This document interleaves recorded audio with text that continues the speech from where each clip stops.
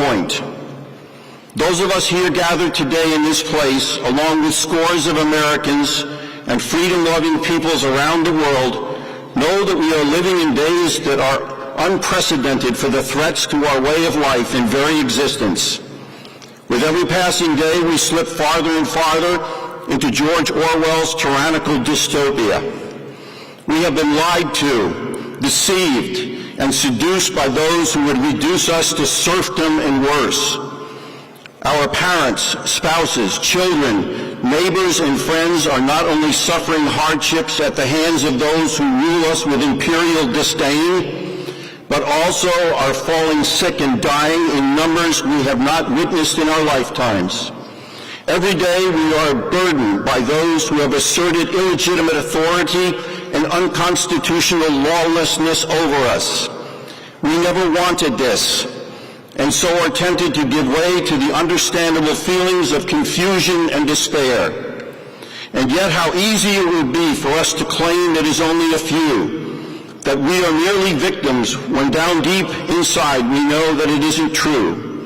While we are awakening to what has and is occurring, and as deeply troubling it all is, we know we must stop and take at least a few moments to look both inward at ourselves and then up to you.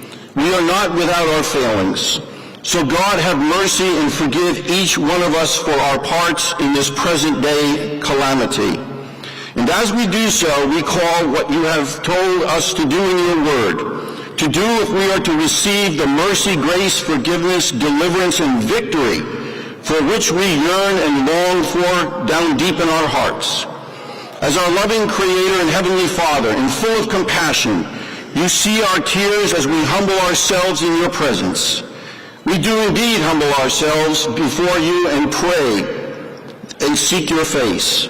We do this very day, turning from whatever you show us, our ways of thinking and speaking and acting that are contrary to your heart and will. We acknowledge that change must begin with us, and that if we do so, you will forgive whatever sin may be in us, and so begin to heal our nation that is falling and is in danger of a tragic ending. O God, hear us. Bless and protect us too, this man who will speak to us today.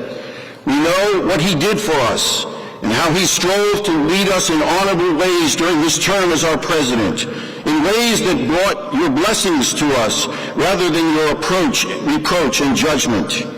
We know the hour is late. We know that time grows shorter for us to be saved and revived. We know we cannot, nor do we do alone all that needs to be done. And so we humbly beseech you to come to our aid while there is yet time.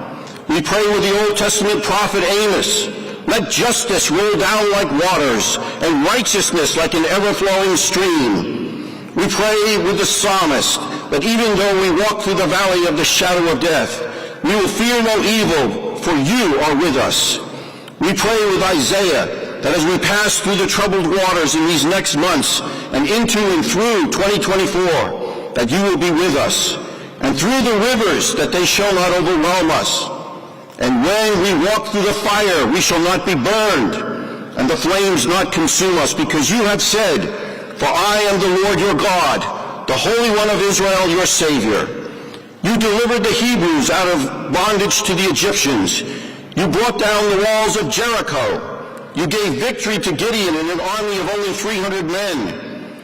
You led people to this land to bring forth a new nation. You guided our ancestors to give us independence from another tyranny. You preserved and healed our nation when that had been torn in two. God, you have indeed shed your grace on us, and by that grace, O God, you have helped us mend our flaws. We know that whatever greatness we may have known in times past can be ours again if we do all our parts and remember to honor you.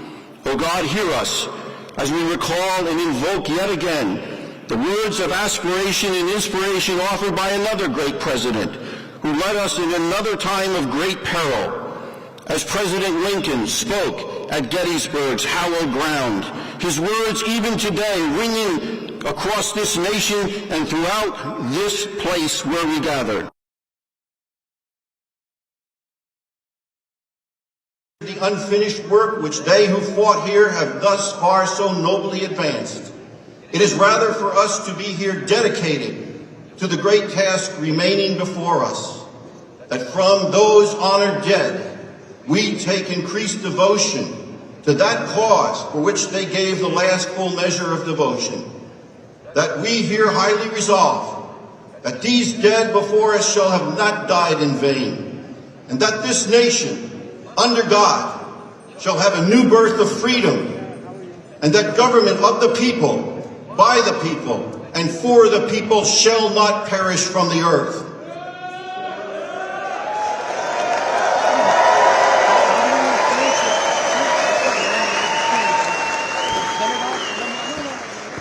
This is our prayer, O God. Hear and answer, we pray. And I ask all these things in the name of your Son, and my Lord and Savior, Jesus Christ. Amen.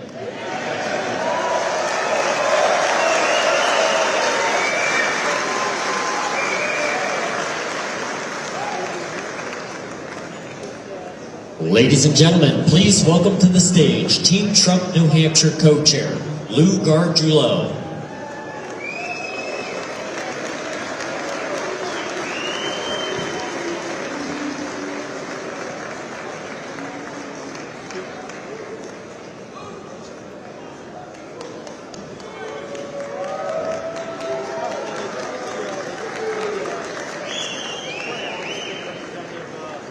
Thank you all and welcome.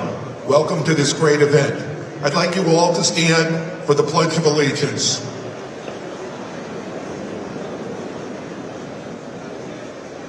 I pledge allegiance to the flag of the United States of America and to the republic for which it stands, one nation, under God, indivisible, with liberty and justice for all.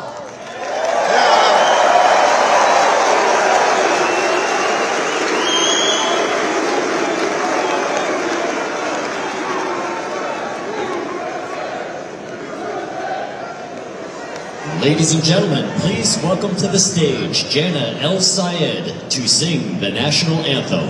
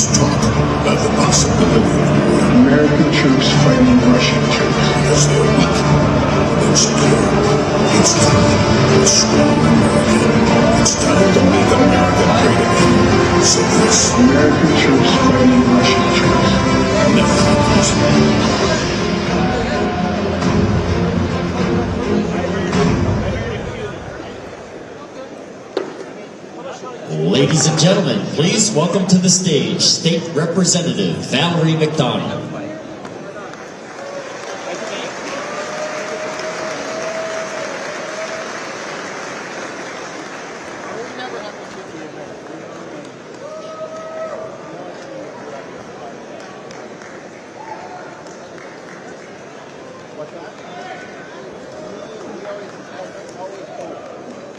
Thank you.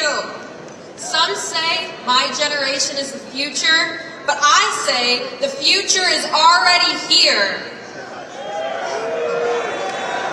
We have grown up in the land of the free and the home of the brave. And for many of us, 2024 will be our first time voting in the presidential election. Next November, we will join tens of millions of Americans for Donald Trump.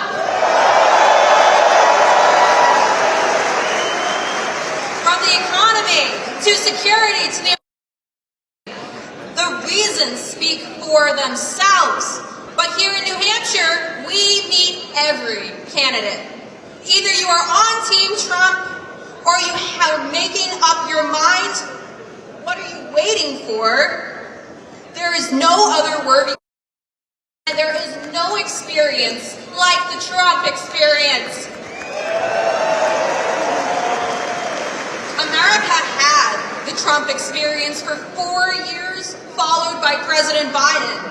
Whether you call him Sleepy Joe, or Crooked Joe, or the big guy, he is an embarrassment to our country. We cannot forget Biden's disastrous withdrawal from Afghanistan. 20 years, some of our bravest soldiers were left to perish. We cannot forget the Americans who have been killed as a result of open borders, drug cartels, and sanctuary cities. As it has been said, I'm sure, if you do not have borders, you do not have a country. We cannot forget that Biden disrespected us in New Hampshire. He refused to register for the first in the nation primary, but tells that you should never betray the grand. And finally, we cannot forget the prosperous economy under President Trump. For the first time in American history, we were a net exporter of energy. I do not even need to tell you the contrast in Bidenomics, because the difference is all around us. We did not build back better, we built back broke. Repeat, we built back broke. Let's put Donald J. Trump back in office.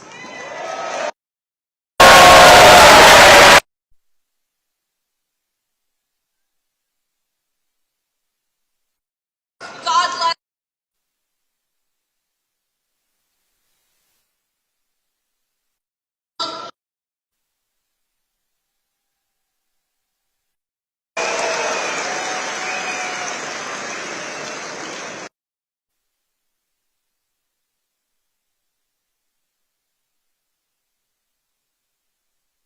But it has been politicized. Let's be honest. No president ever acted faster. The president was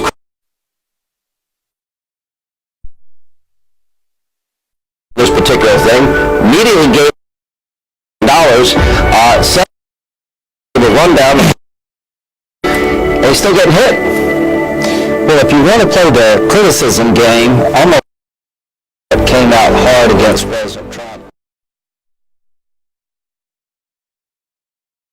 This decision he's made, the most important decision, was that what's happening in China. I said tonight, this is about us as a nation. President, not my party, us. I think the president was incredible.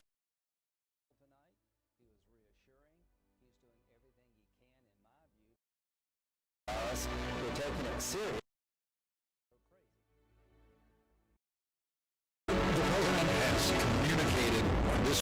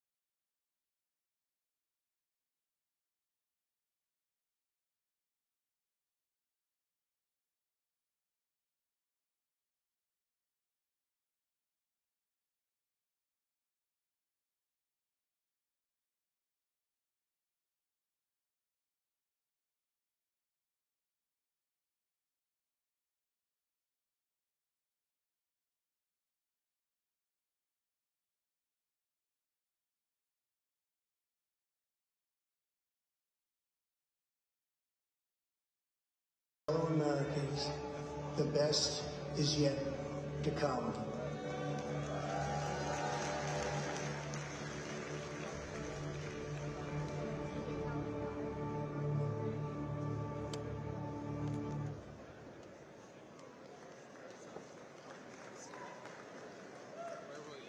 Ladies and gentlemen, please welcome to the stage candidate for governor of New Hampshire, Chuck Morse.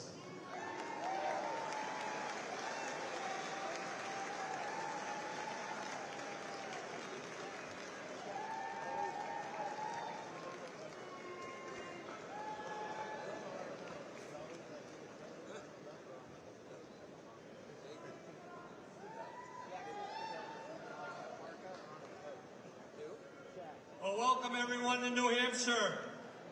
I'm Chuck Morse, and I'm here today to endorse Donald J. Trump for President of the United States.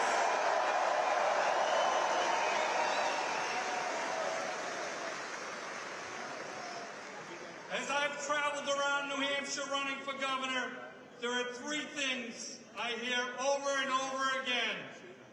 We need to secure the northern and the southern borders. We need to get an economy back on track for working families hit hard by inflation. And we need to put America first when it comes to producing energy.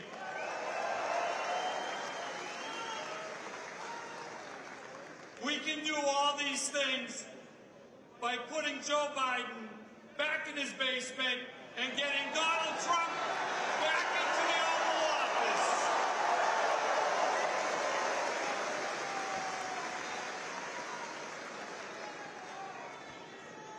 He's done it once, and he'll do it again. It's time for Republicans to rally around a candidate who can not only win, but get the job done for our country. Time and time again, Donald Trump has proven that he is that candidate. As I've campaigned for governor, I tell people it's not an accident that New Hampshire ranks among the best states to live in, and that our economy is the envy of New England and the country. And it's not luck either. It's because we elect conservatives like you that get results. That is what I did as state senate president, and it's what Donald Trump did as president. It was no accident that when he was president, we were energy independent, gas prices were down, and we produced the kind of energy that powers our economy. It was no accident that when he was president, we had the greatest economy in the nation's history, with little or no inflation, low interest rates, and unemployment through the floor. It was no accident that when he was president, the border was secure, and we stopped the flow of crime and drugs and human trafficking. Because Donald Trump understands that our nation's security and our family's security begins at the border.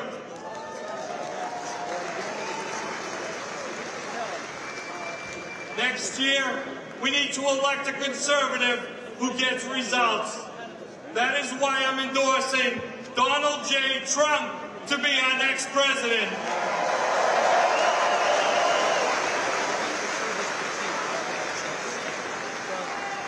I invite everyone here today to join me over the next 37 days to ensure Donald Trump wins the New Hampshire primary. Thank you. God bless the greatest state, and God bless the United States of America.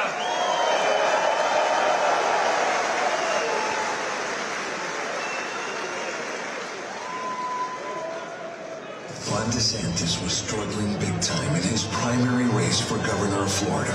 Polls revealed DeSantis was failing so bad, he was losing by a staggering 17 points.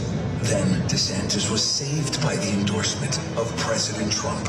Trump's support was so powerful, just 2 days after the endorsement, DeSantis took a commanding lead, and it propelled him to being elected governor. I'd like to thank our president for standing by me when it wasn't necessarily the smart thing to do. You're welcome, Ron. Unfortunately, instead of being grateful, DeSantis is now attacking the very man who saved his career. Isn't it time DeSantis remembers how he got to where he is? Make America great again. Build a wall. Then Mr. Trump said, "You're fired." I love that part. Truth is, there's only one person who can make America great again. I'm Donald J. Trump, and I approve this message.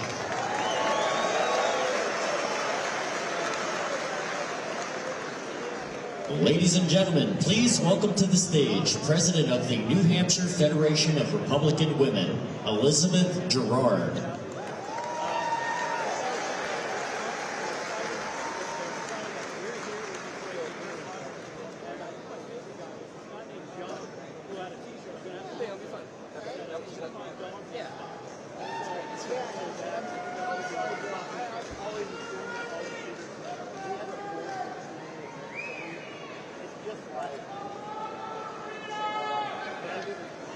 Good afternoon, Durham, New Hampshire. Can I just say, it is a great day to be a Wildcat. I am so excited to be back at the University of New Hampshire with all of you today. I was a theater major at UNH, and I've taken the stage many times on this beautiful campus. I can honestly say that being here in the WIT with all of you is really something special.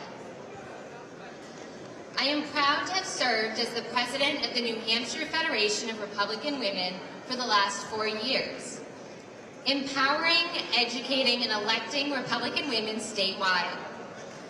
The Republican Party treats women as the leaders we are and not the victims the left wants us to be.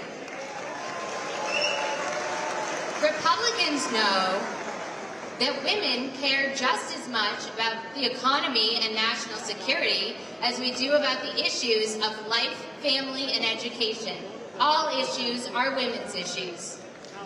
So many of the women in this room know what I mean when I say we often get asked, how can we as women be Republicans?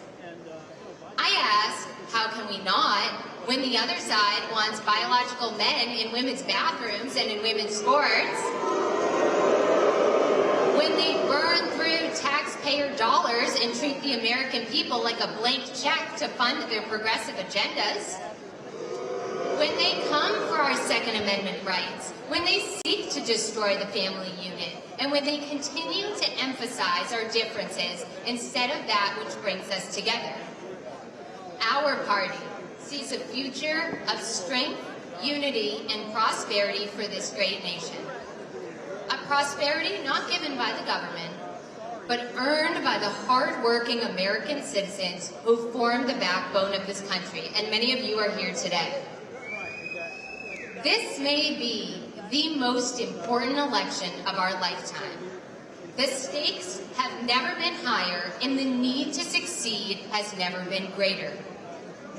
We are fighting for the future of our country, and we are fighting to save America.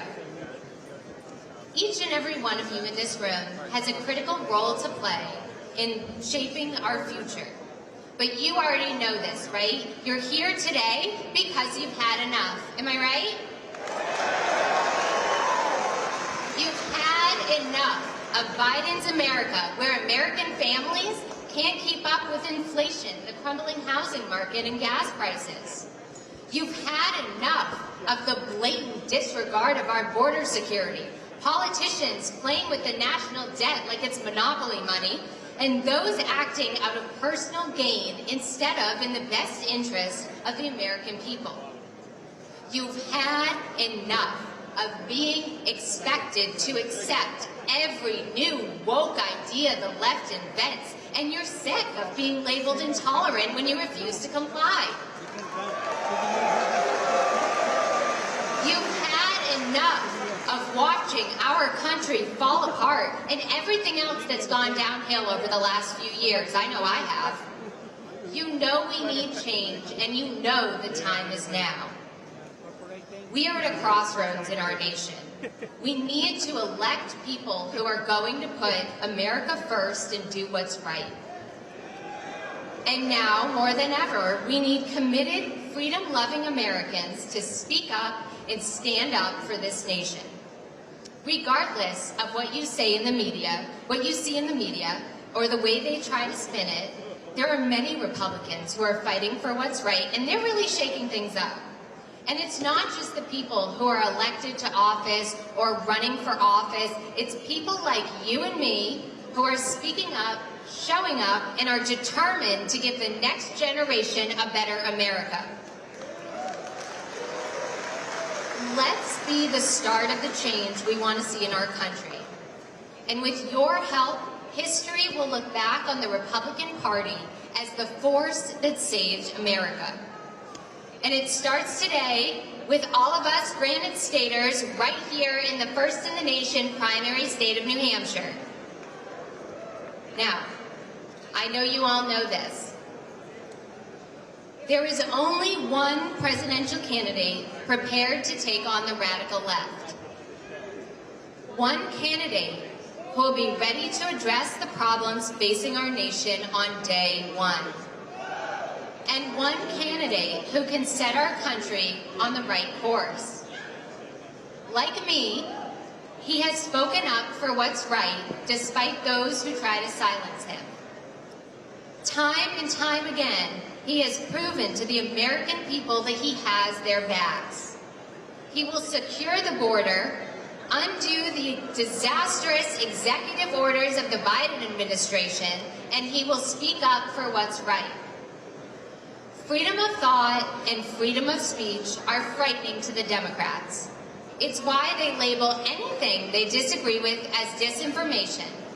It's why they try to discredit you and me and anyone who challenges their narratives.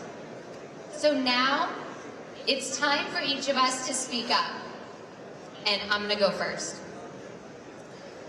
I am proud to speak up and be a fearless voice for the next generation of conservatives.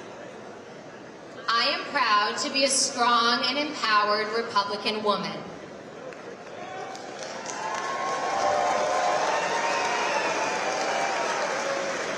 And I am proud to endorse President Donald J. Trump for President of the United States.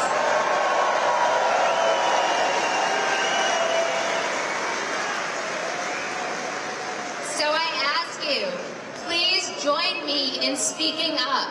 Speak up whenever you have the opportunity. If I can do it, you can do it. Speak up because the future of our country depends on it. Speak up and we will turn New Hampshire red, get President Trump back in the White House, and lead the way for the rest of our nation in 2024. Thank you.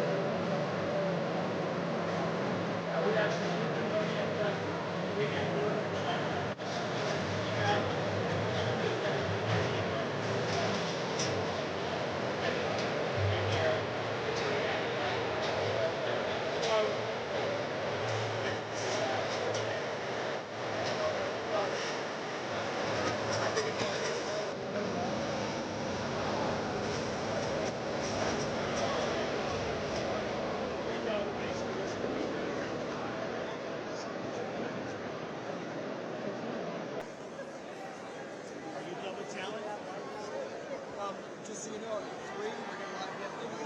Yeah, no.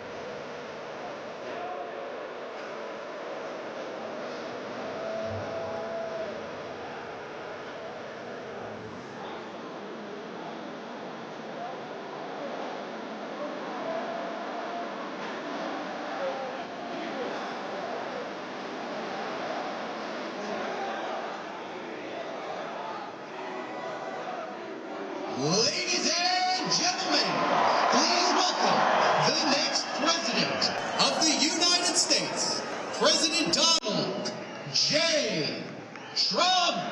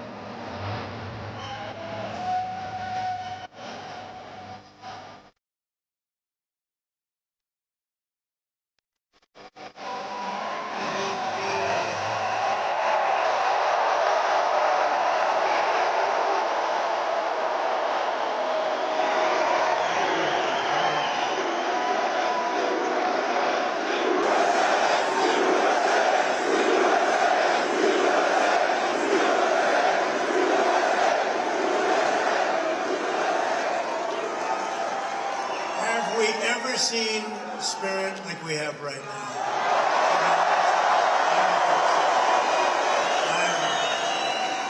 You know why? Because we gave them a chance and they're destroying our country. They're destroying our country. Hello, New Hampshire. I'm thrilled to be back in your beautiful state with thousands of proud, hardworking American veterans. And let me begin by wishing you all a very Merry Christmas. Remember? I couldn't say that.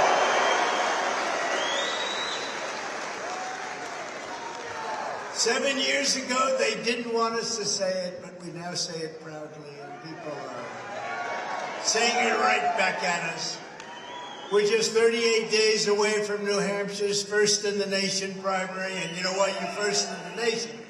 Because I kept you first in the nation.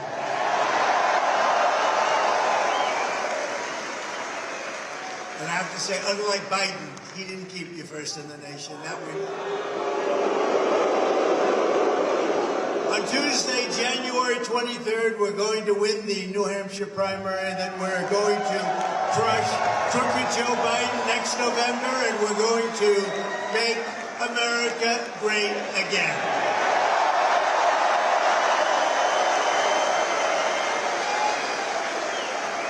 During this holiday season, families all across America are struggling under the brutal weight of Crooked Joe's failures, disasters, and heartless betrayals. You know that? While the stock market is making rich people richer, Biden's inflation catastrophe is demolishing your savings and ravaging your dreams.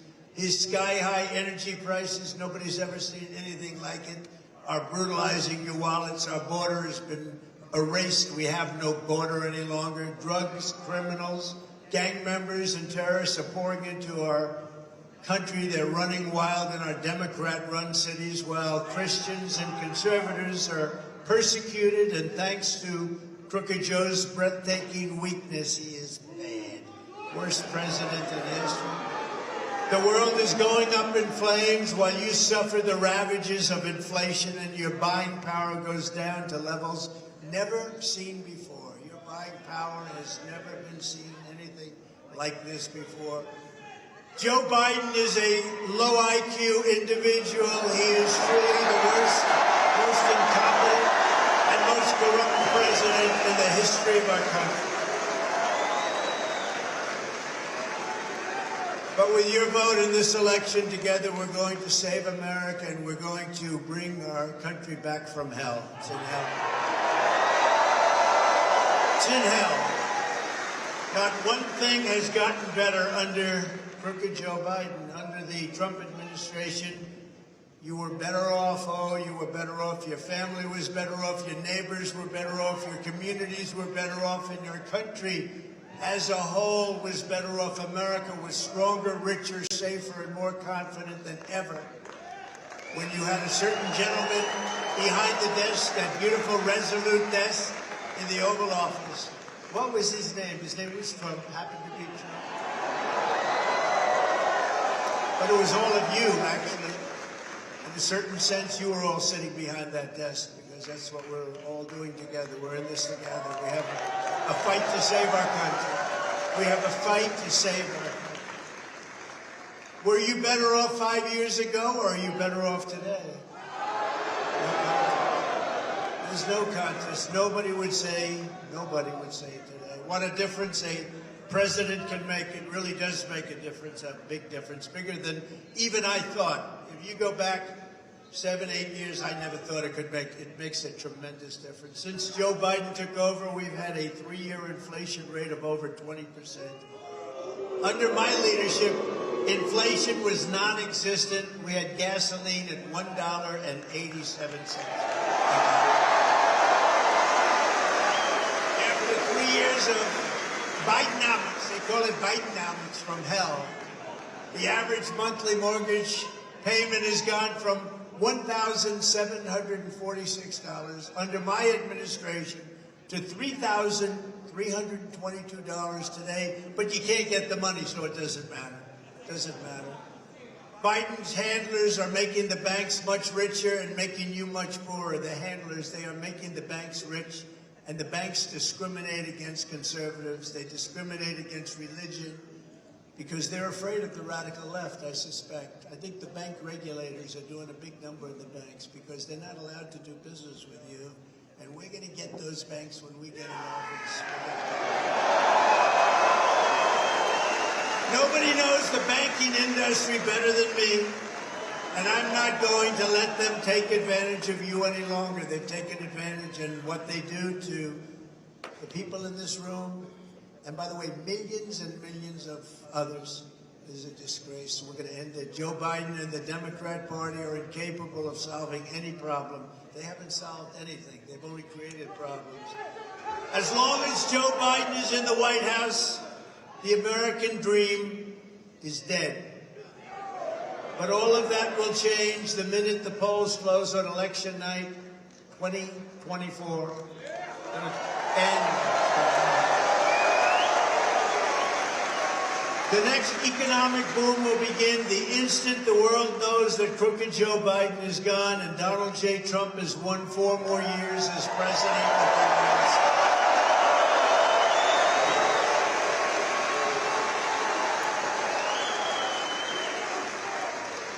Powered by the momentum of our historic victory, and that will be truly the biggest. I think we probably have #1 spot. I don't even think there's much of a doubt about it. 2016, but this is bigger. This is bigger. I never thought I'd say it. This is bigger. This will be a historic victory. By Christmas of next year, the economy will be roaring back. Energy prices will be plummeting.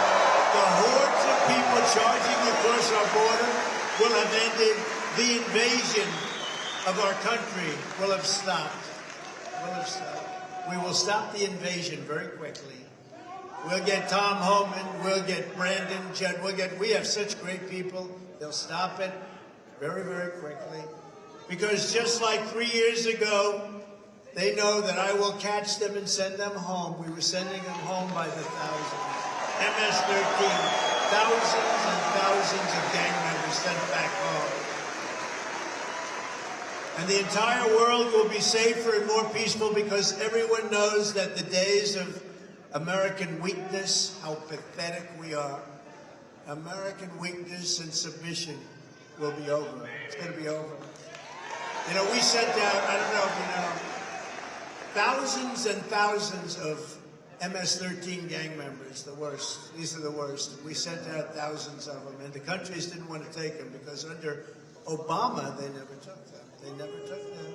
So when I came into office, the people heading up big departments who said, sir, they won't take any of these bad people that they've sent over here purposely. I said, yes, they will. How much do we pay them?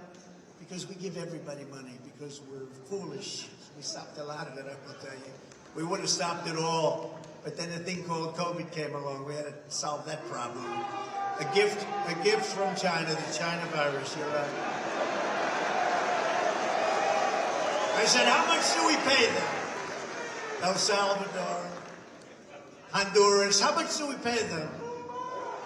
They said $750 million. That's peanuts compared to a lot of them. I said, inform them that we're not paying them any longer. And I got calls from the 3 of them, Guatemala. I got calls from the 3 of them the next day. Sir, is there a problem? Yeah, the problem is you don't take... They would put airplanes on the runway so you couldn't land the planes with the people that we brought, prisoners that we brought back. We didn't want them in our country. They would stop the road so you couldn't get the buses of people in. We'd come back. This is under Obama with Biden, if you can believe it, Biden. So I said, that's okay. We're not going to pay them anymore. As soon as they heard that, they called up 3 of them separately. Sir, there seems to be a misunderstanding. What's the problem, sir? I said, you're not taking the people that you sent us back. You're not sending the people that were in your jails. You're not taking them back. Well, but sir, you haven't paid us the money that you're supposed to pay. I said, no, I'm not going to pay. Sir, really, there seems to be a misunderstanding. We would love to take them back, sir. Don't you understand that? So they took them back, and we took out thousands and thousands of people in this country, and I mean the most vicious people you've ever seen. Gang members A lot of terrorists. We took out people that nobody believed in. We had for 4 years, and I never talked about it during the 4-year period. I didn't want to give myself a little bad luck, and then the next day something happens. We didn't have one attack in 4 years. We had the travel ban. We banned people from coming in that weren't good. The Biden administration is running on the fumes of the great success of the Trump administration. They're just running on the fumes of what we did with the tax cuts and the regulation cuts. Without us, this thing would have crashed to levels never seen before. And if we're not elected, we will have a depression, the likes of which you haven't seen since the Depression of 1929. We're not talking about a recession. You're going to have a lot worse than that. The way they're wasting trillions of dollars on Green New Deal nonsense and giving it away to other countries. Crooked Joe Biden's failed presidency has already cost your family tens of thousands of dollars a year, and now he's running on the biggest and most punishing tax hike in American history. You know that. He's going to quadruple your taxes. Biden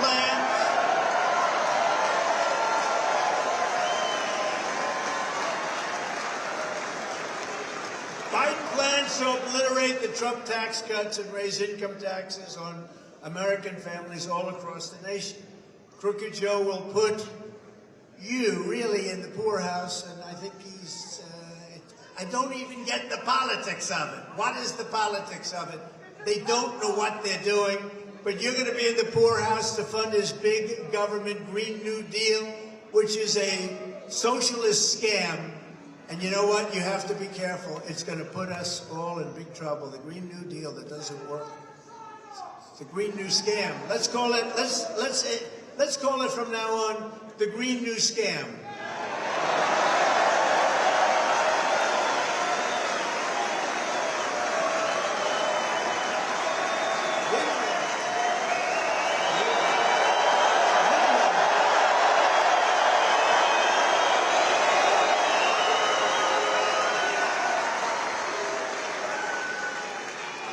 I do like that term. I just came up with that one. No, I do like that. The Green New Scam. It will forever be known as the Green New Scam. I like that.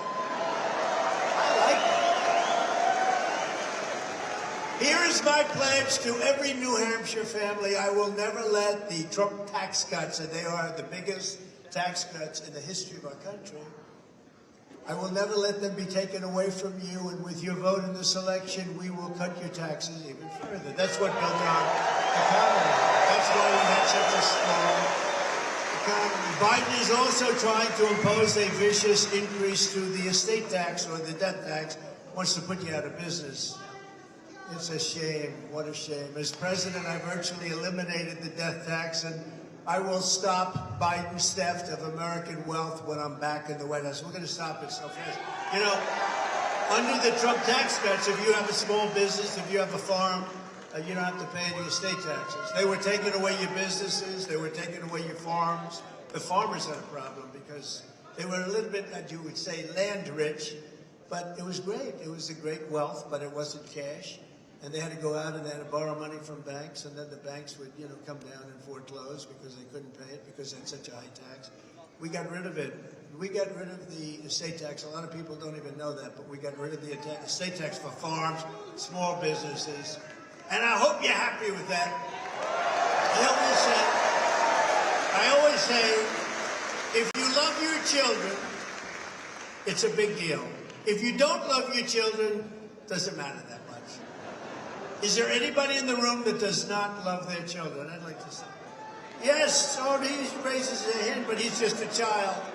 He's just a child. There's a man right there. Is that, oh, look, he's serious about it. Wow, he's serious about it. All right, well then you shouldn't listen to those words. You earned your money and you spent a lot of blood, sweat, and tears in doing it, and I want you to keep it in your family, and that's what we did. Sadly, the backstabbing establishment losers and the sellouts lagging far behind us in the Republican primary. They are really far. Whatever happened to the surge? Whatever happened to the bounce? You know, with Nikki, they talk about the surge. And with the sanctimonious, they talk about the bounce. They've been talking about it for the last 6 months. And the only one that had a surge And the only one that had a bounce is Trump. We had the big surge.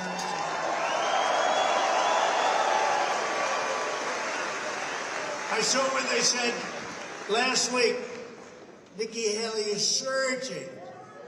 And then I said, oh, that's not good news. That's not good. And she is compared to him, but not compared to us. So we're like at 70, she's at 7. And she went up to 8, and he went down to 9, and she could overtake him, but we'll be about anywhere from 50 to 60 to 70 points above. And they talk about the surge. You have to read the story to believe. That's the fake news. There is no surge.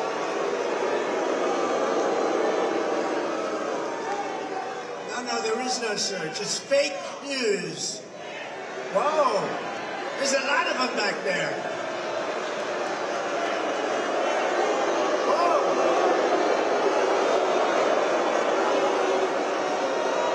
There's a lot of fake news back there. What are you doing? You don't have anything better to do on a Saturday afternoon? Look at them.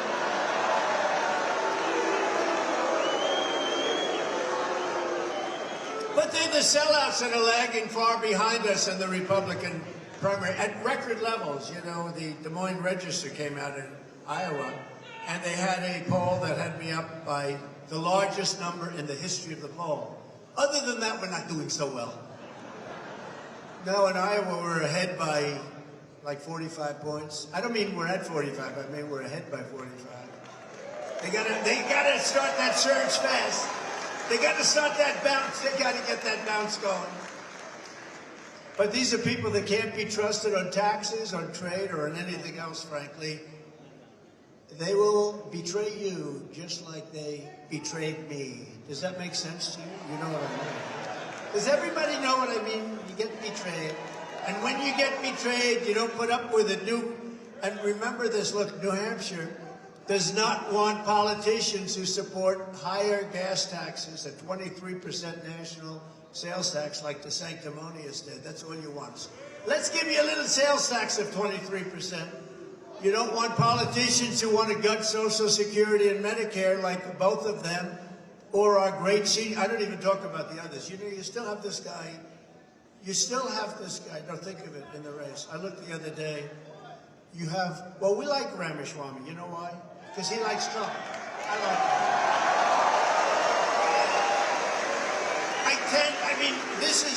This is probably a personality defect, but I tend to like people that like me. But if you take a look at Hutchinson, this guy's still in the race. He's been at 0.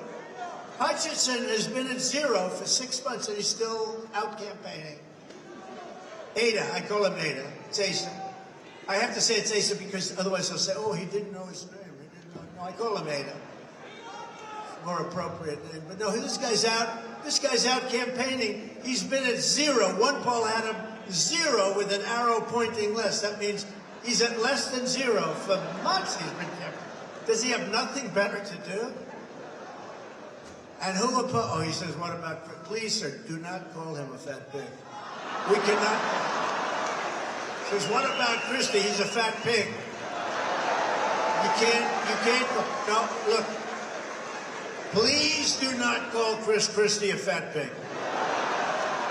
Okay? Not appropriate.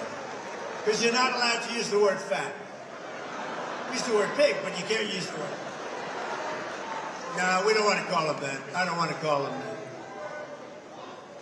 And all of them, they opposed the Trump travel ban on entry from terror-afflicted countries. If that's okay with you, I'd rather have that. We're going to have very little crime in this country very soon. As soon as we get in, we're going to have very little crime.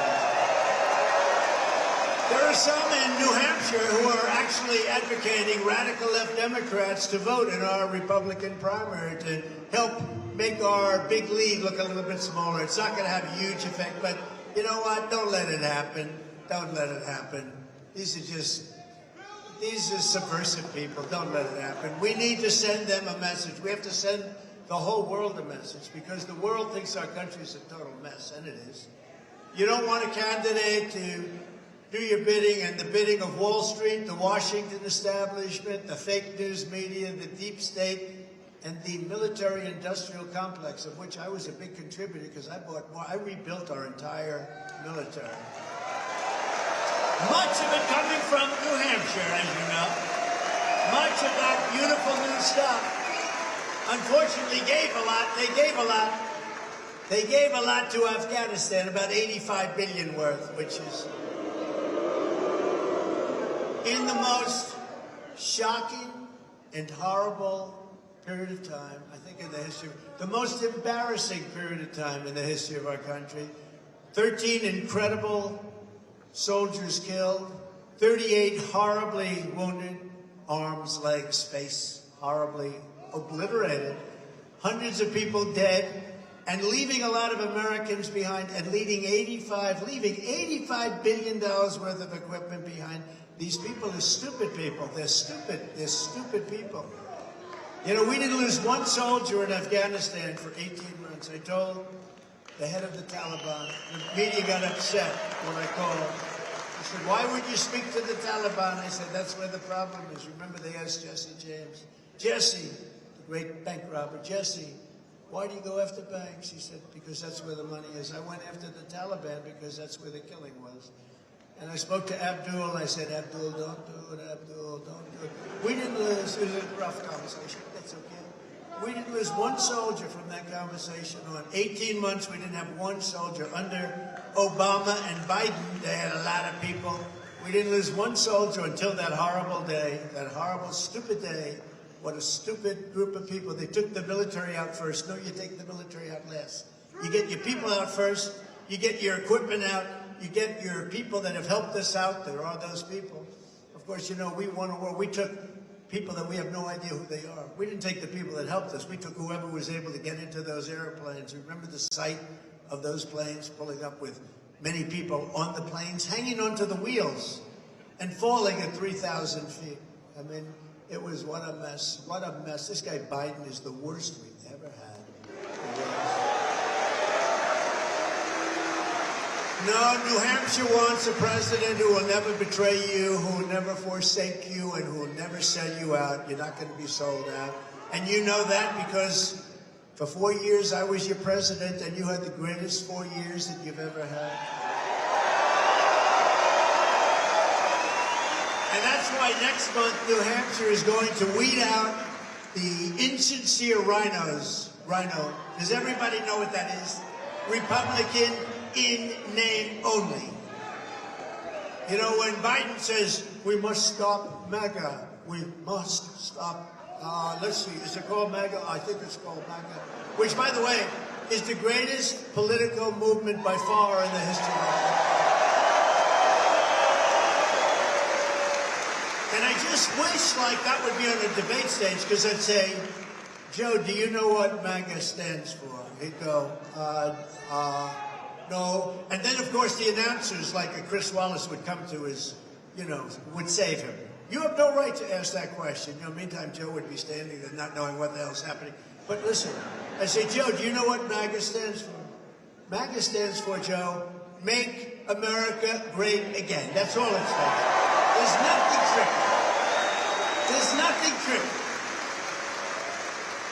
But you'll be able to vote for your all-time favorite president, me, which is you. Together we will continue to fight for the state like no one has ever before. Nobody's ever fought for your state like I did. I didn't like your governor very much, but I got him everything he needed. This guy, let me tell you, this guy could have run for the Senate. He could have won because he's got a name a long time. I liked his father, actually. Once I won, his father was nice. Before that, he was nasty. But once I won, he was very nice. I don't know what happened to him. But his son is, you know, he's like a spoiled brat. His son is like a spoiled brat. But here's the story with him. So he ran for president without having the courage to run for president. He was all over the country campaigning. And he got like 2. He was beating Ada Hutchinson. That was about it. He was beating Hutchinson by 2 points. Even here in New Hampshire, I think I was beating by 60 or 70 points, right?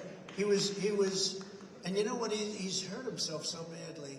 So he's endorsed somebody that can't win, has no chance of winning, And he's out there working, but he's a selfish guy. He could have won the Senate at that time. Now he couldn't get elected dog catcher, but he could have won the Senate, and we would have had a majority. But he decided not to, so we put some other guy up there that nobody ever heard of, and he almost won. He lost, but he was close.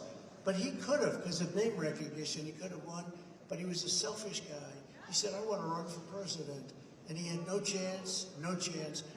He had less chance, well, right in the same category. So what he did is, his wish was whatever he could do to stop Trump, because he didn't like me and I didn't like him. But the thing is, I didn't like him. I always felt guilty. I gave New Hampshire everything they asked for and much more. And it's hard to do that when you can't stand the government, right? But a selfish guy. And when we had the race in New Hampshire, he didn't help us at all. I called him, I said, we'd love to have your help. And he said, oh, I'll do that, I'll do that. And he didn't do a damn thing. He didn't lift a finger. We can ask Steve about that. We can ask Corey about that. He didn't lift a damn finger. So he's a selfish guy who can't get elected anything right now. And it's a shame. It's a shame. Because you know what? You have one of the great states, and we're the ones that kept you there. We are the ones that really, and it's important to me. It's like a tradition. And I think what the Democrats did is a terrible, terrible thing. In fact, Biden essentially isn't running in your state. I would say that's a pretty good slap. So they're trying to do a write-in, some write-in votes to see if they can keep him.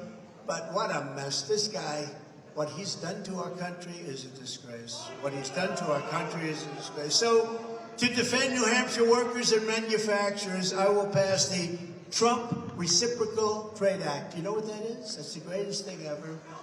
I love it. If China or any other country makes us pay a tariff or a tax, let's say 200 or 100 or 300%, you have no idea how big they are, then we will make them pay a reciprocal tariff or tax, the exact same amount, 100, 200, 300. That's easy. I had a certain senator that's not into the financial world, and he said to me, so, you know, because we were all set to get that passed, and then we got hit with COVID, and we had to worry about that one. But we were all set to get that passed. Reciprocal Trade Act, my favorite, just about my favorite thing, because all these countries, they rip us off. Now, we put big taxes. You know, you don't realize we took in hundreds of billions of dollars because of me from China. Nobody else took in 10 cents, but we took in hundreds. But we had a reciprocal act with some of them. But they all rip us off. We were all set to get it done, but I had to convince one senator, so I went to him and I said, listen, here's this nice guy, but not into this. If they charge us a tax, we charge them a tax. He goes, wait a minute, let me get this straight. They charge us, we charge them, right? That's it? Yeah, that's it. Very simple. You got my vote. You got my vote. How can you not vote for that? But we have people that would actually say, no, sir, we want to keep it the way it was. And which probably means that somebody's taking pretty good care of them, I'll be honest with you. I will revoke China's most favored nation's trade status, which is ridiculous. They say they're a developing nation. Well, we're a developing nation too. All you have to do is take a look at our Democrat-run cities, which are being destroyed. And we will impose stiff penalties on China and all other nations as they abuse us. And I did that with China, hundreds of billions of dollars. The reason China's not doing very well right now, as you probably are reading, but they're not doing well is because of the big tariffs that they're paying to the United States. And I want them to do well. I think it's fine, but they can't abuse us. For years and years, they were abusing us. And I was talking about it for years.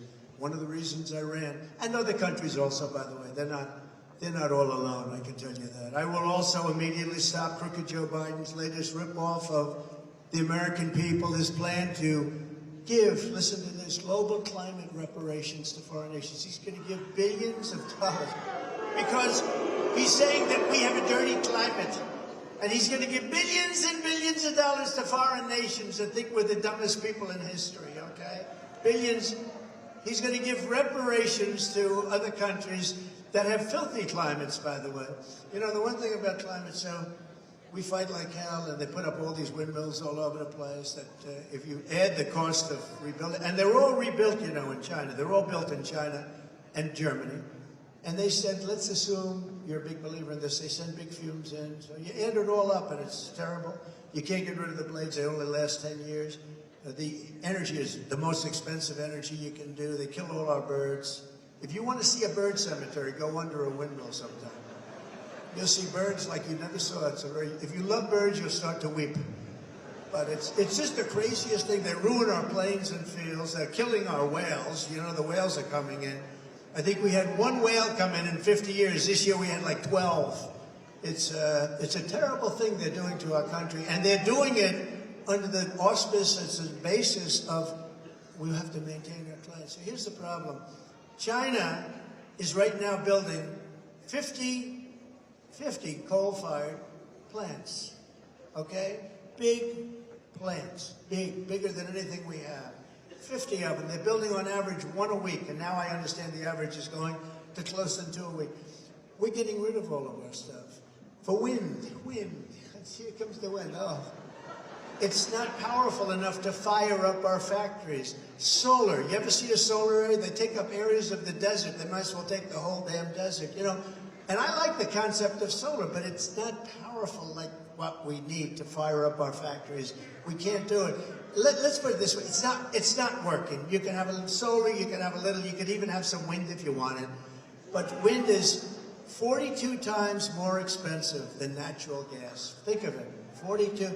And we have more, I call it, what do I call it? Liquid gold.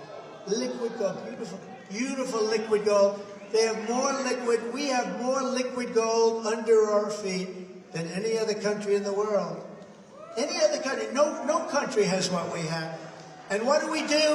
We build windmills all over the place. And what do? We go to Venezuela and we buy our oil from Venezuela. We buy our tar because they sell tar that we have to liquefy. It's not good. As we speak, New Hampshire families are paying the highest energy cost in the nation. Did you know that? You're number one. Your governor's doing a bad job when you're paying. When you pay the highest in the nation, your governor's not doing a good job. You have the highest energy costs in the United States of America. Yet instead of bringing down prices, Crooked Joe is trying to steal more of your money and to give it away to foreign atonement, they call it. We have to atone for our sins. We have to atone for our sins. Think of it. We're putting ourselves out of business for the last 15 years with the crap that we're building that doesn't work. Germany went this way, you know, but they were smart. They immediately stopped. You know what they're doing now? They're building other plants, fossil fuel plants and coal plants all over their country. They had 2.5 years of economic death because what they were doing wasn't working. They were going to wind and solar and didn't have nearly the power. We should learn from these other countries, don't you think, instead of being stupid? Drill, baby, drill. Drill, baby, drill. Yep. Drill, baby, drill. We'll make so much money. We're going to make so much money. We're going to drill, baby, drill. You know, we were producing. We were third or fourth when I started. By the time I left, you have to see, I got to get the chart. We're going to put it up from now. It's like Russia, Saudi Arabia, we were way down here. And by the end, we were way up above both of them and heading up. We were like a rocket ship. It was like a rocket ship sent by Kim Jong-un. Just like that. Who was very nice, I will tell you. You know, everyone thought we were going to nuclear war. I got in, and he and I had a very good relationship. That was nice, very nice. But he's not, Rocket Man, yeah. But he's not so fond of this administration, but he's fond of me. And we had a very good relationship. And I tried to convince the fake news, no, that's a good thing, not a bad thing, right? That's a good thing. You know, we don't need nuclear missiles flying all over the place. So we did get along well, but he doesn't like this particular group of people very much, and I understand exactly why. Because he doesn't like incompetent people, actually. They're grossly incompetent. When I'm back in the White House, this globalist it's really a Biden plot for climate reparations and all of this money going to other countries by the billions and billions and ultimately the trillions will be stopped on day one. We're not going to do that. We're going to start paying off debt. We won't be sending them one penny. I will end Biden's war on American energy, and we will, in fact, as you just said, drill, baby, drill. We're going to drill, baby, drill. And we're going to be sending all of the oil and gas all over the world to Europe to Asia, all over the world, and then we're going to start paying off massive amounts of debt, and then we're going to give you a further tax reduction from what we already gave you. And we're going to get rid of our debt, and we're going to get rid of a lot of great things, and a lot of, I'll tell you what, we're going to take care of some really big problems. You got some great big things that they thought were so fantastic, and they're horrible. Everything they're doing, like, I will kill his insane, very expensive and horrible and just the dumbest thing I've ever heard, electric vehicle mandate.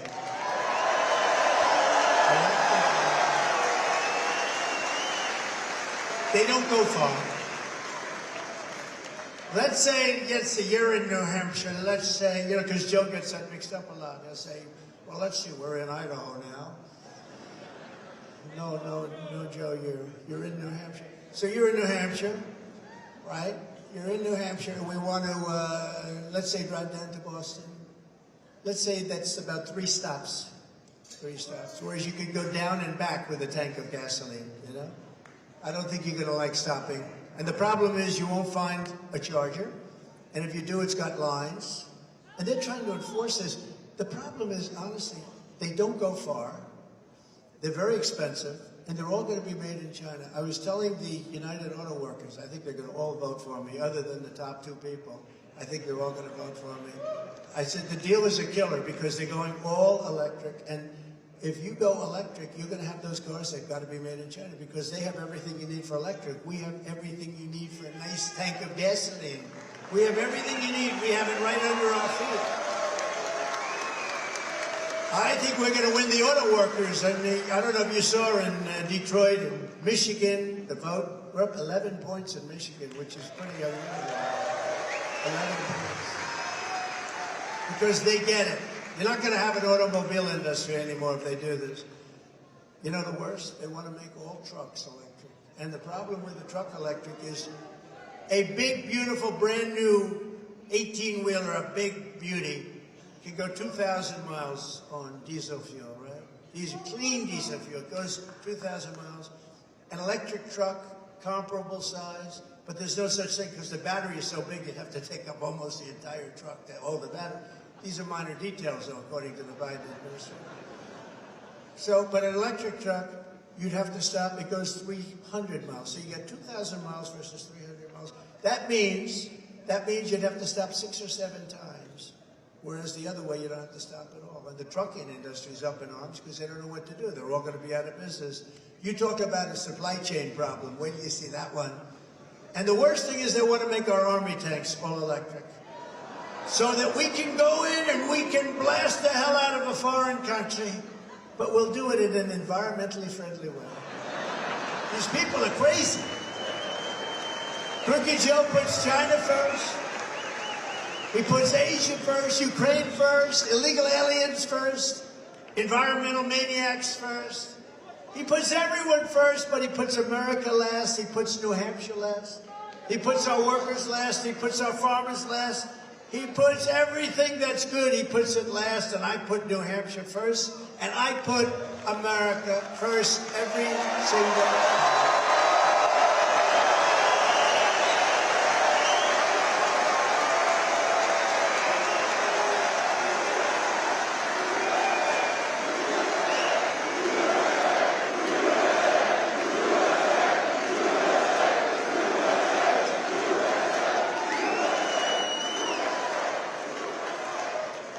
It's no wonder Biden and the far-left lunatics are desperate to stop us by any means necessary. They're willing to violate the U.S. Constitution at levels never seen before in order to win. They will do anything to win. They'll do whatever they have, whatever they can. And remember this, Joe Biden is a threat to democracy. He's a threat.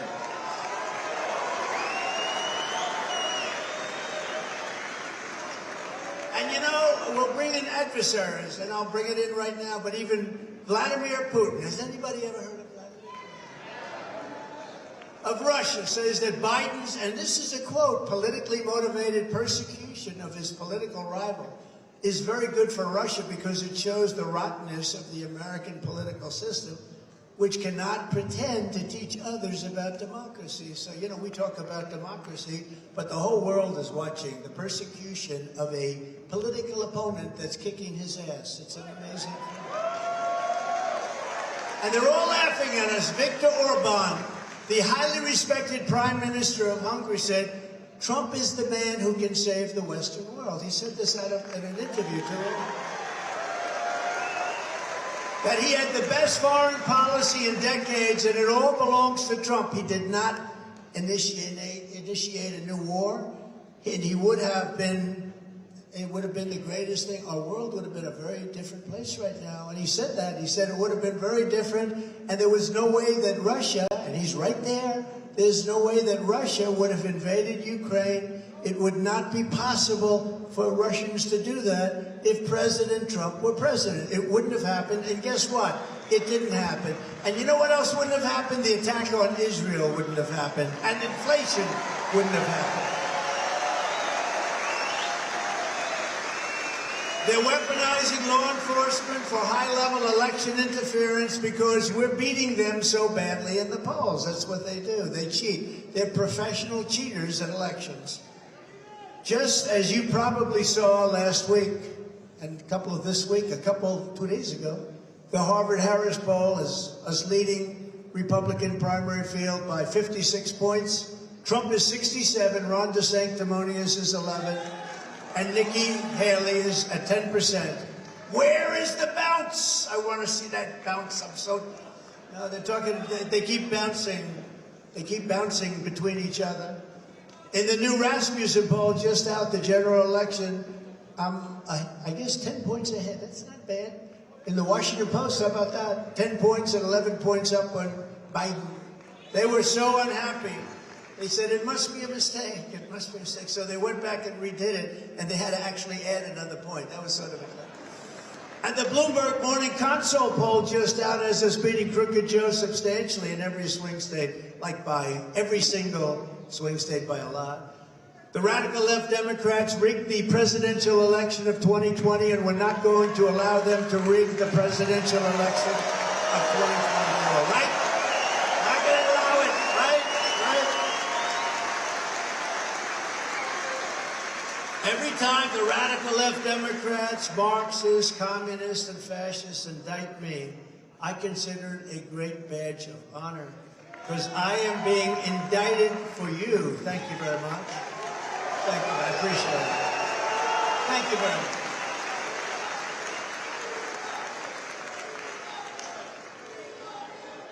Thank you.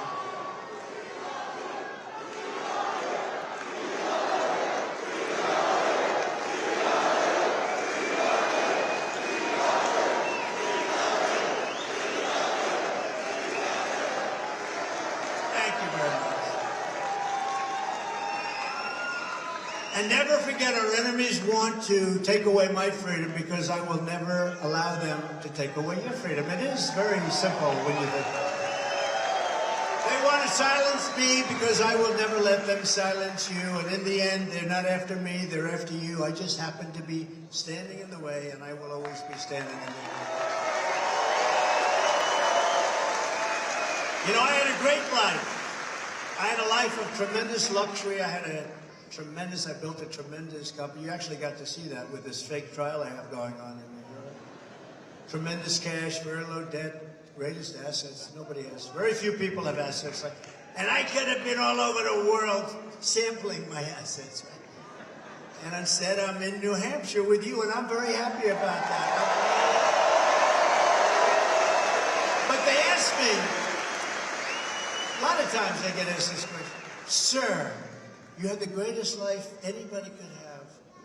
Would you do it again? I said, absolutely. I'm so honored to do it because we made America great, and then they've destroyed our country, and we're going to make it great again, greater than ever before, and there's nothing I can do that's going to top that.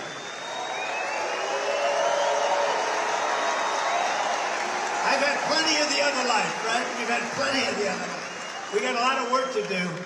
You know, when they let, I think the real number is 15, 16 million people into our country, when they do that, we got a lot of work to do. They're poisoning the blood of our country. That's what they've done. They poison mental institutions and prisons all over the world, not just in South America. America. Not just the 3 or 4 countries that we think about, but all over the world. They're coming into our country from Africa, from Asia, all over the world. They're pouring into our country. Nobody's even looking at them. They just come in. The crime is going to be tremendous. The terrorism is going to be. Terrorism is going to be. And then we built a tremendous piece of the wall, and then we're going to build more. And the election was rigged, and we didn't do it, but I figured they'd just throw it up. It would have taken 3 weeks. It was all built. It was all ready to be just hoisted up. The exact wall that the Border Patrol, who are incredible, Brandon, Judd, and all of the people at Border Patrol, that's exactly what they designed. They had the anti-climb bars. They had everything. And you know what they did? They didn't want it to go up. They sold it for 5 cents on the dollar. Can you believe it? All of that stuff. It's a very sad thing. This is far more than a campaign. This is the greatest political movement in the history of our country. It really is. There's never going to be. We're engaged in a righteous crusade to liberate this nation from a corrupt political class that is waging war on American democracy like never before. We've never seen anything like this before. If you put me back in the White House, their reign will be over and America will be a free nation once again. We are not a free nation. So we're joined today by some wonderful people. Republican National Committeeman Bill O'Brien. Bill, wherever you may be. Or Bill?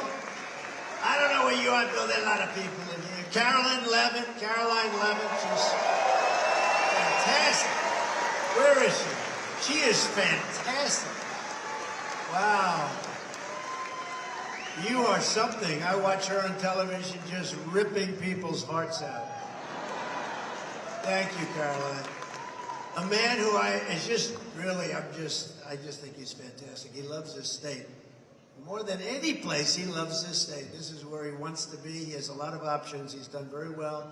But he loves you, and he loves our country, and he had so much to do with our success. Corey Lewandowski. Corey? Great guy.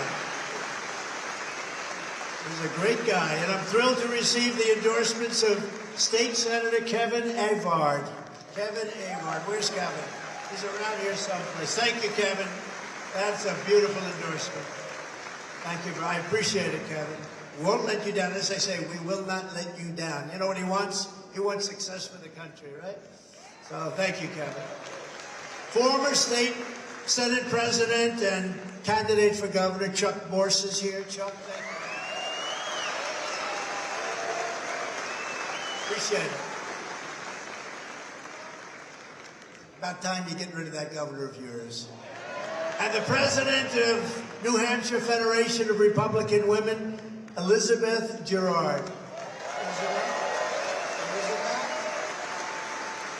Thank you. Good job.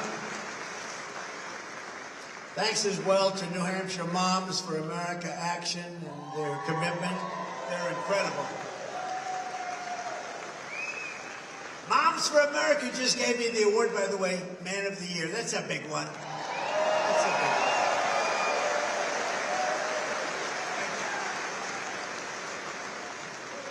one. Also with us are the Gold Star family members of Marine Sergeant Nicole G., who gave her life in Afghanistan, an unbelievable person, her mother-in-law, Christy Shamblin, and her aunt, Sherry Jules. Where are they?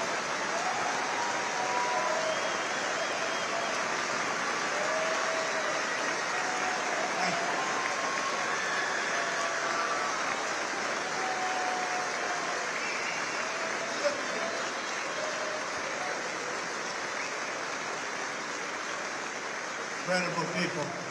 I got to know largely the parents and the relatives of the 13 people that were so unnecessarily killed, so incompetently run. There's never been anything like that. You take the soldiers out first. You're supposed to take the soldiers out last. And I had it set we were going to leave Afghanistan. We were going to keep the air base, Bagram, because it's 1 hour away from where China makes its nuclear weapons. They didn't keep it. You know who has it now? China has it. One of the biggest air bases in the world. But I got to know the relatives, parents, and other relatives of these 13 people very well. We went to Bedminster, New Jersey, where I have a place, and they all came, and we listened to music all through the night, and they thought I'd be there and stop by and say hello for about 5 minutes. Oh, do you think he'll come? Oh, I ended up, what did I say, like 3 hours? We listened to music all night, right? And it was beautiful music, and they thought of their loved ones looking down. It was outside. It was such a beautiful night, right? And we'll do it again. We're going to do that again. They said, do you think he'll stay 15 minutes? I said, no, not 15. How about 3 hours? That's about what we were together with. It was a great, that was pretty great. But we love all of you, and we will never forget her sacrifice. In that case, she was a fantastic person in every way. For 4 straight years, I kept America safe. I kept Israel safe. I kept Ukraine safe, and I kept the entire world safe. As Viktor Orban said, he kept the entire world safe. He said they respected him, and America, when he was president, was feared. We were feared. It's not a nice word to use, but we were feared. They didn't play games with us, and now they laugh at us like we're a bunch of foolish jerks. What a horrible turn at stake. And we will once again have peace through strength when all of us become the 47th President of the United States.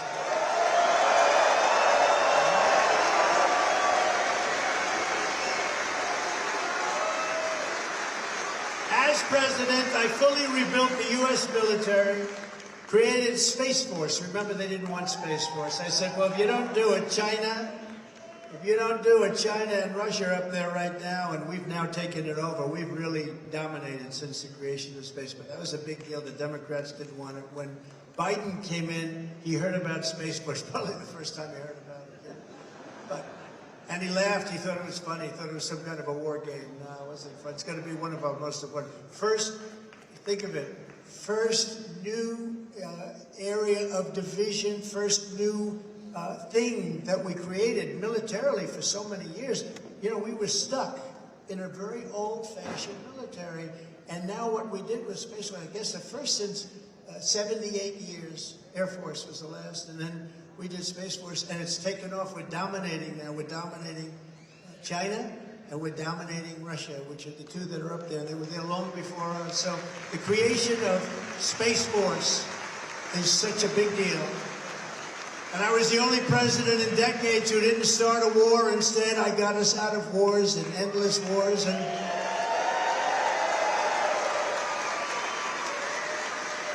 one of the wars I got us out of was a war against ISIS. We defeated ISIS. It was supposed to take 4 years, and I got it done in 4 weeks. Would you say that's good? Because we have the greatest military on earth. We have the greatest leaders, but not the guys on television. Not the ones on television. I'm the only candidate who can make this promise to you. I will prevent World War III. I will prevent World War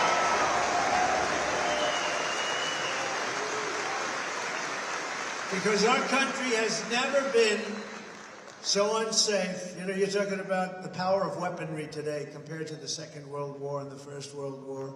It's times 1,000. Most powerful weapons ever even thought about, ever conceived, ever built. And we can't have a world war. And we're closer to World War III today than we've ever been at any time in our history. And the word nuclear is being thrown around every single day. When I was president, we didn't talk about nuclear. You couldn't talk about it. It was a word that was banned. You couldn't talk. Now they talk about it every day. We talk about it. They talk about it. And we will keep you out of World War III.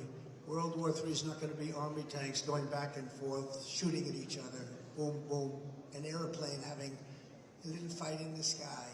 This is the big stuff, and if it's going to be total obliteration, we cannot have World War III. We will keep you out of it, and we'll keep you out of it because of strength, because of the strength that we have. But we have a man now negotiating for us. We have a man now negotiating for us who truly can't speak. He can't put 2 sentences together. They ask him a question at a news conference. He has no idea what the hell they're talking about. And when you look at what he did and what he says, even to Russia, when they did attack Ukraine, the way he spoke was so bad. I said, you know, I think his looks like that's going to happen, because what he's saying is so bad. It's the exact opposite of what you should be saying. He can't put two sentences together, and he's responsible for negotiations on nuclear weapons in World War III. The guy makes a speech. He can't find the steps. They're all over the place. See this stage? This stage has 1, 2, 3, 4. Most stages have more than that. But in New Hampshire, they want to cut back on the costs a little bit. So they only give me 4 options. But when I'm finished, I actually pick one of the 4. He can't find the stairs. And if he finds them, he can't get down them. The whole thing is not believable. Can you imagine President Xi of China, powerful kind of a guy? They hate when I say that. Oh, you say nice things now. He controls 1.4 billion people rather ruthlessly, right? Can you imagine when he sees this guy walk into an office or walk in? I wonder what he's, I'd love to be a fly on the wall. I'd like to hear what they, I will tell you, number one, they can't believe it. But our country is in great danger. Most dangerous because of weaponry and because of where we are and all of the things that are happening. Again, Ukraine wouldn't have happened. Israel wouldn't have been attacked. Inflation wouldn't have happened. Oil price wouldn't have gone like that. You know, part of the reason that Russia can go in because at $100 a barrel, Russia's making a fortune. They'll be the only country to make money during a war. Wars are very expensive. But because of that, they drove it up. And this guy has no clue as to what's happening. We're at the most dangerous point in the history of our country, in my opinion. And unfortunately, I've been right a lot of times, you know. Remember the hat that goes, Trump is always right? I have been just about right. He said all the time, I have been right. And I don't want to make that prediction because I don't want it to be a prediction, but there's a real chance that we could be in a world war, and it won't be like any other, believe me. Together we achieved the most secure border in U.S. history.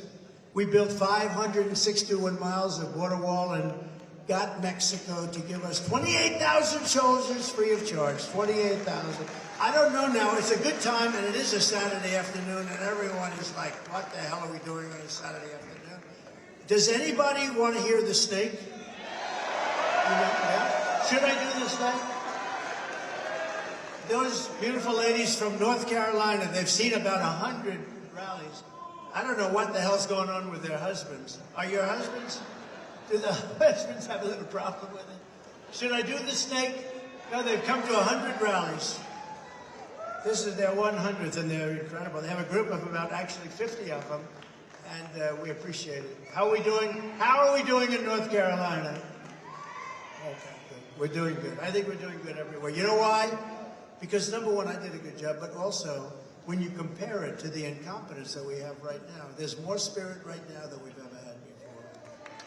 So this is sort of a metaphor, and this is about people coming into our country who you know are going to be a disaster because they come from jails and prisons, they come from mental institutions and insane asylums. They always say, sir, please don't use the term insane asylum. You know what that is? Silence of the Lambs, right? That's Hannibal Lecter, the legendary Hannibal Lecter, and they're coming into our country now totally unchecked, unvetted. And this is very much as to what's going to happen, in my very humble opinion. On her way to work one morning, down the path along the lake, a tender-hearted woman saw a poor, half-frozen snake. His pretty colored skin had been all frosted with the dew. Poor thing, she cried, I'll take you in, and I'll take care of you. Take me in, O tender woman, take me in for heaven's sake. Take me in, O tender woman, sighed the vicious snake. She wrapped him up all cozy in a comforter of silk and laid him by her fireside with some honey and some milk. She hurried home from work that night, and soon as she arrived, she found the pretty snake she'd taken in had been revived. Take me in, O tender woman, take me in for heaven's sake. Take me in, O tender woman, sighed the vicious snake. She clutched him to her bosom. You're so beautiful, she cried, but if I hadn't brought you in by now, you truly would have died. She stroked his pretty skin again and kissed and held him tight. But instead of saying, "Thank you, ma'am," the snake gave her a vicious bite. "Take me in, O tender woman, take me in, for heaven's sake. Take me in, O tender woman," sighed the vicious snake. "I saved you," cried the woman, "and you've bitten me, but why? You know your bite is poisonous, and now I'm going to die." "Shut up, silly woman," said the reptile with a grin. "You knew damn well I was a snake before you took me in." Does that make sense? Does that make sense? Because get used to it, because this country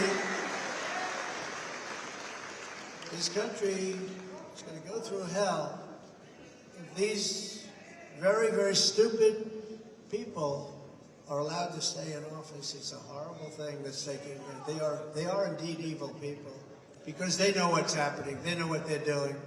Anybody that can cheat on elections so well is not that stupid, okay? And that's what they're primo at cheating on elections. On my first day back in the White House, we beat them by swamping them. You know that, right? There's only so much they can cheat. We're going to have to swamp them, and then we'll straighten out our elections so that we'll go to paper ballots. We'll go to voter ID, same-day elections. Some of these elections in some states, they go on forever. They go on for 48 days. They go on forever. And then after the election's over, they say, "Oh, if you need another week, don't worry about it." How the hell do you add up an election if you need another week? No, we want to go paper ballot, same-day voting, voter ID.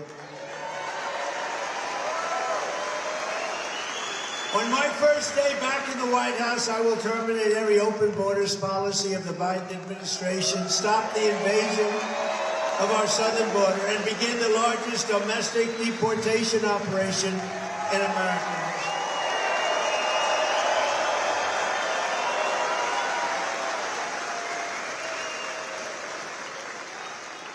Now, you know, as soon as we win, and I always like to say if, because, you know, we don't want to be stupid, if. But, you know, I feel we're doing very well, but I don't like to curse it. But as soon as we win, you know what's going to happen. People are going to flood out of the country. They're going to flood out. Before we even do it, they're going to leave the country because they're going to understand that. I will immediately restore and expand the Trump travel ban on entry from terror-plagued countries, and I will implement strong ideological screening for all illegal immigrants. If you hate America, if you want to abolish Israel, if you sympathize with jihadists, then we don't want you in our country. We don't want you. We will restore law and order to our communities, and I will direct a completely overhauled DOJ to investigate every radical, out-of-control, fake, crooked prosecutor in America for their illegal, racist, in reverse enforcement of the law. I am also going to indemnify all police officers. This is a big thing, and it's a brand new thing, and I think it's so important. I'm going to indemnify through the federal government all police officers and law enforcement officials throughout the United States from being destroyed by the radical left for taking strong actions against crime. Our law enforcement, our police officers are forced not to do anything when they want to. They really want to solve the problem. They're told not to do it under the threat of losing their pension, losing their house, losing their family. That's what's happening to them. They're losing everything. They're told not to do anything. We have to support our police. Our police know everything that has to be done. We're not going to allow anything bad to happen to them again. They have been totally put aside. If you remember in Minneapolis, where they took over the police station, they took it over and they burned it down. By the way, what happened to those people? Are those people in jail with the J6 hostages? What happened to those people, come to think of it? They're not in jail with the J6 hostages. I don't call them prisoners, I call them hostages. They're hostages. In addition, we will take over our horribly run Washington, D.C., and clean up, renovate, and rebuild our capital city so that it is no longer a nightmare of murder and crime, but rather it will become the most beautiful capital anywhere in the world.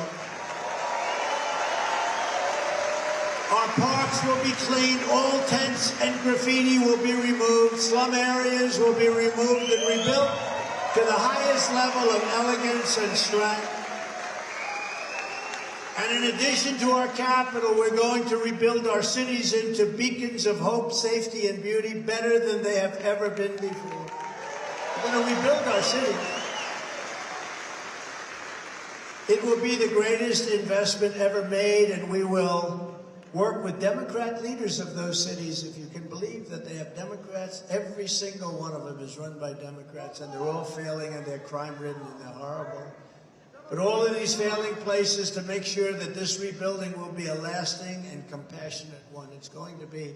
Safety will again be restored so that children can go outside with their mothers and fathers and play in the park without being beat up, molested, or shot.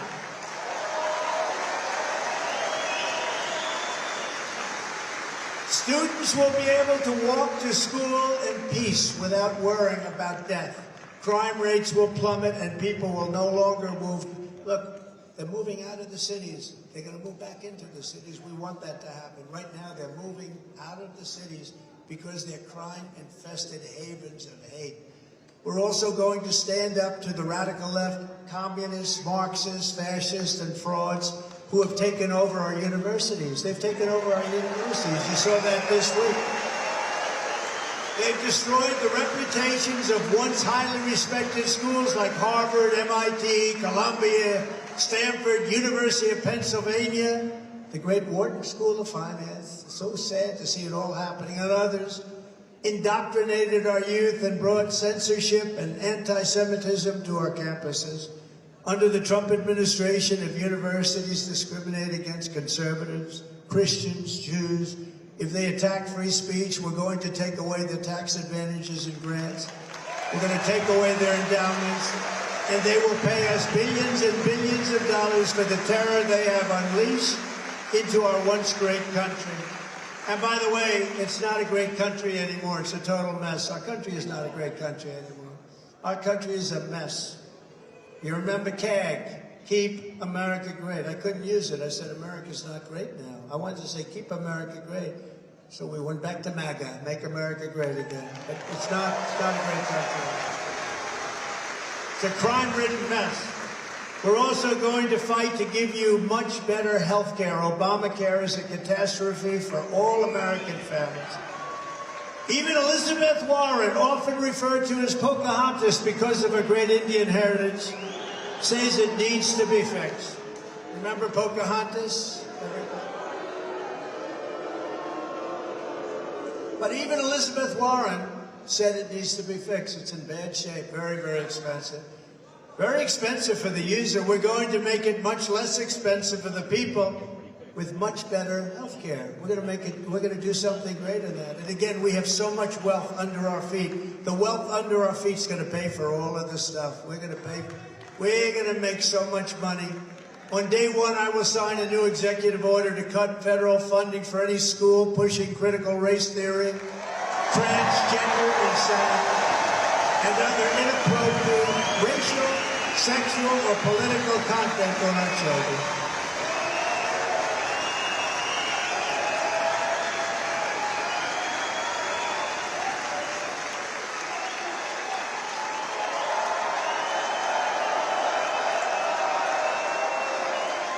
And I will not give one penny to any school that has a vaccine mandate or a mask mandate.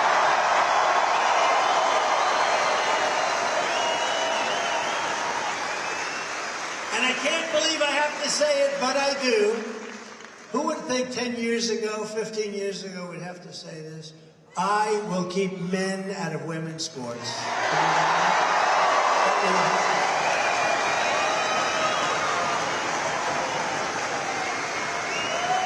And as I have done perfectly for 4 years, I will fully uphold your very important, very great Second Amendment. I will uphold your Second Amendment. I will protect innocent life.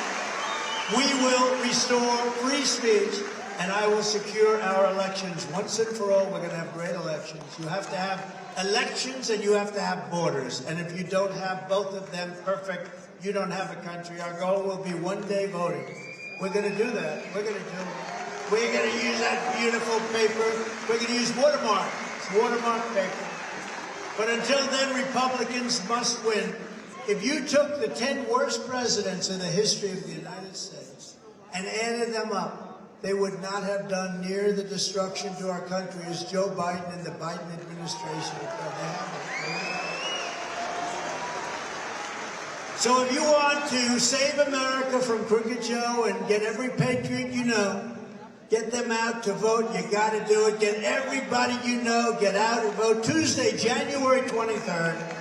Tuesday, January 23rd. Mark it down. And bring as many people as you can. Just bring them out. And also sign up at nh.donaldjtrump.com. Okay? And in conclusion, together we're taking on some of the most menacing forces and vicious opponents our people have ever seen. Never seen anything like it. But no matter how hateful and corrupt the communists and criminals we are fighting against may be, you must never forget this nation does not belong to them. This nation belongs to you.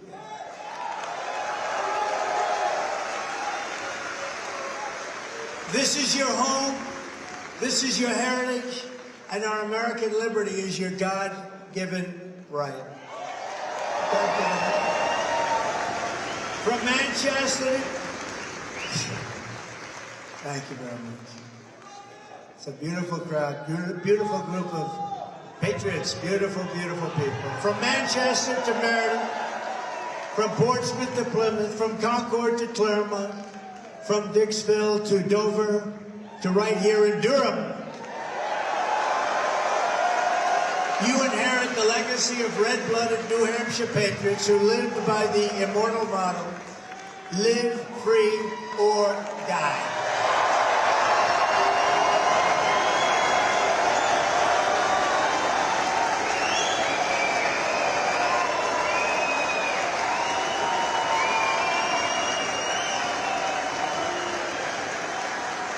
We stand on the shoulders of American heroes who crossed the ocean, settled the continent, tamed the wilderness, laid down the railroads, raised up those great, beautiful skyscrapers, won 2 world wars, defeated fascism and communism, and made America the single greatest nation in the history of the world.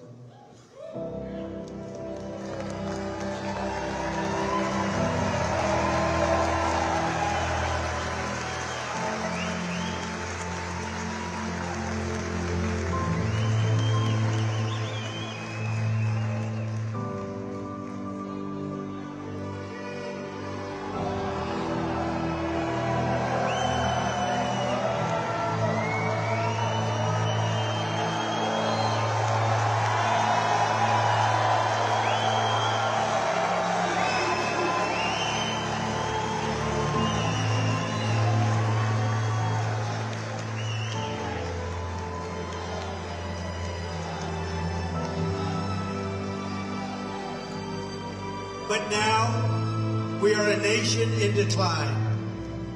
We are a failing nation. We are a nation that has the highest inflation in 50 years, where banks are collapsing and interest rates are skyrocketing. Likewise, we are a nation where energy costs have reached the highest levels in our history. We are no longer energy independent or energy dominant as we were just a few short years ago. We are a nation that is begging Venezuela and many others for oil. Please, please, please, Joe Biden says. Yet we have more liquid gold under our feet than any other country anywhere in the world. We are a nation that just recently heard that Saudi Arabia and Russia will be reducing their oil production, while at the same time substantially increasing the price. And we met that threat by announcing that we will no longer be drilling for oil in large areas of Alaska. or elsewhere in our country. We are a nation that is consumed by the radical left's Green New Deal, yet everyone knows that the Green New Deal is fake and will lead to our destruction. We are a nation whose leaders are demanding all electric cars, despite the fact that they can't go far, cost too much, and whose batteries are produced in China with materials only available in China, when an unlimited amount of gasoline is available inexpensively in the United States, but it is not available in China. And now we are a nation that wants to make our revered and very powerful army tanks the best in the world, all electric, so that despite the fact that they are also not able to go far, fewer pollutants will be released into the air as we blast our way through enemy territory in an environmentally friendly manner.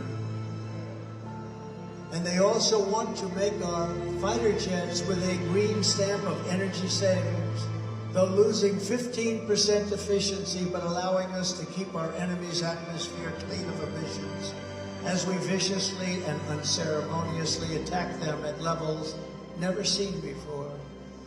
Who are these people that would do this to us? Who are these people who would ruin our country? We are a nation that ended oil exploration and production in the United States just as the price of oil reached an all-time high. What other country would do such a foolish and self-destructive thing? Can we be energy independent and even energy dominant again? Yes, oh yes, and very quickly, says President Trump. We are a nation that surrendered in Afghanistan, leaving dead soldiers, American citizens, and $85 billion worth of the finest military equipment in the world behind, and also abandoning Bagram, one of the biggest military bases anywhere in the world, and only 1 hour away from where China makes its nuclear weapons. And we are a nation that allowed Russia to devastate Ukraine, killing hundreds of thousands of people, and it will only get worse. It would never have happened with me as your president, and for 4 straight years, it didn't happen.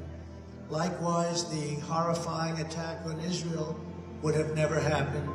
They wouldn't even have thought of doing it if President Trump, who's in the Oval Office, would never, ever, ever have taken place.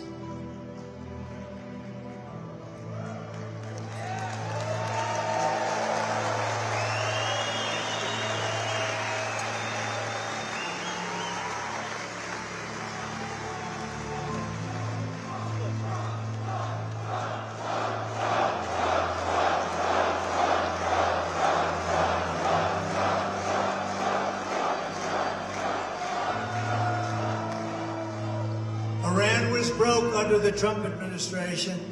They didn't have the money to fund Hamas, Hezbollah, and all of the other instruments of terror. They had no money. They were totally broke. But those sanctions were lifted by a corrupt Biden administration, and now Iran is a rich country with over $200 billion and another $6 billion for hostages and $10 billion for dollars from electricity from Iraq. All compliments of the incompetent Biden administration.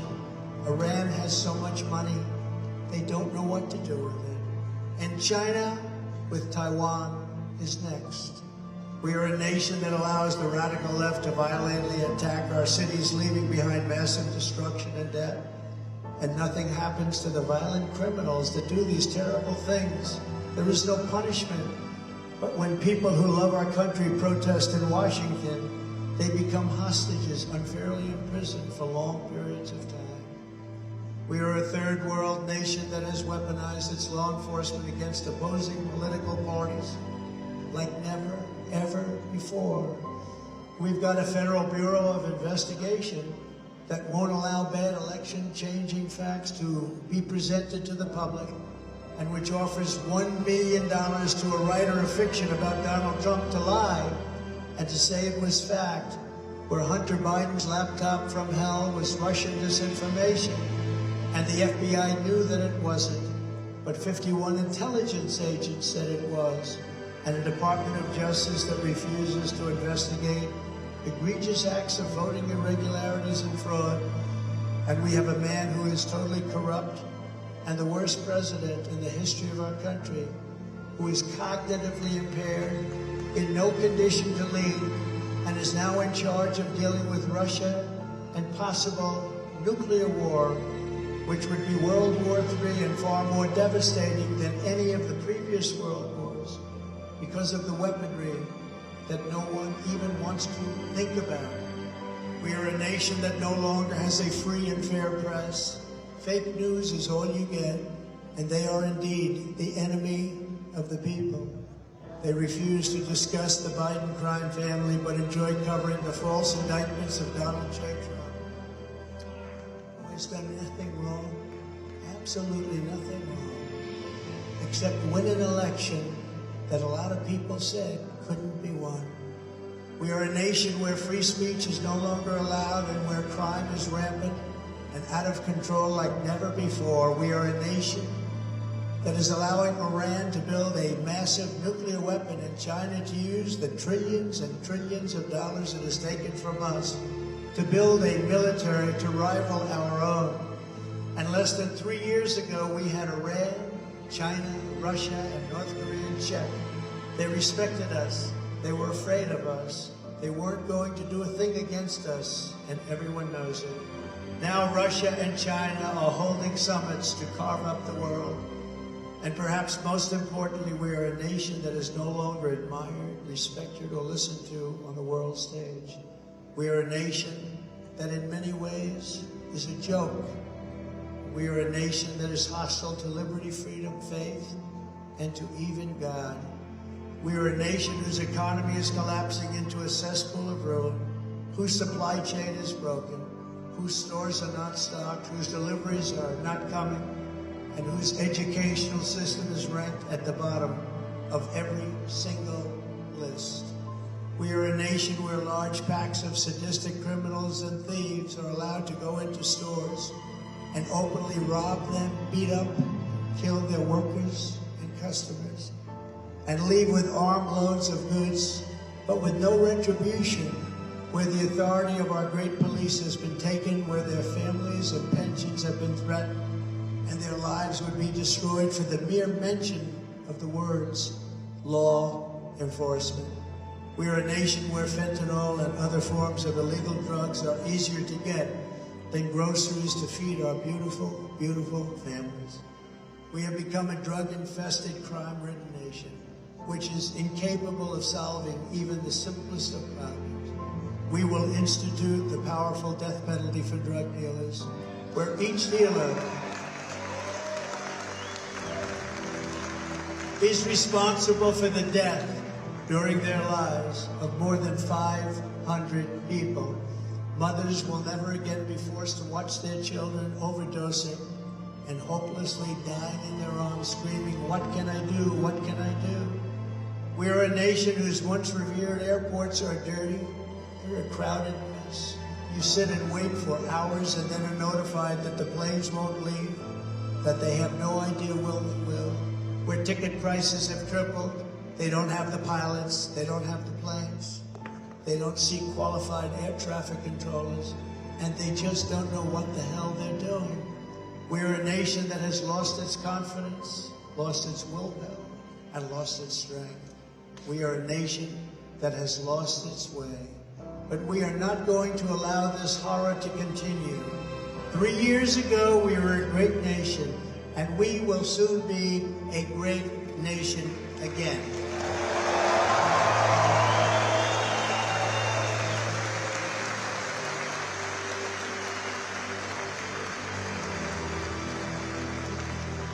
It was hard-working patriots like you who built this country, and it's hard-working patriots like you who are going to save our country. We will fight for America like no one has ever fought before. With you at my side, we will demolish the deep state. We will drive out the globalists. We will cast out the communists. We will throw off the sick political class. We will rout the fake news media. We will drain the swamp, and we will liberate our country from these tyrants and villains once and for all. Like those patriots before us, we will not bend, we will not break, we will not yield, we will never give in, we will never give up, and we will never, ever back down.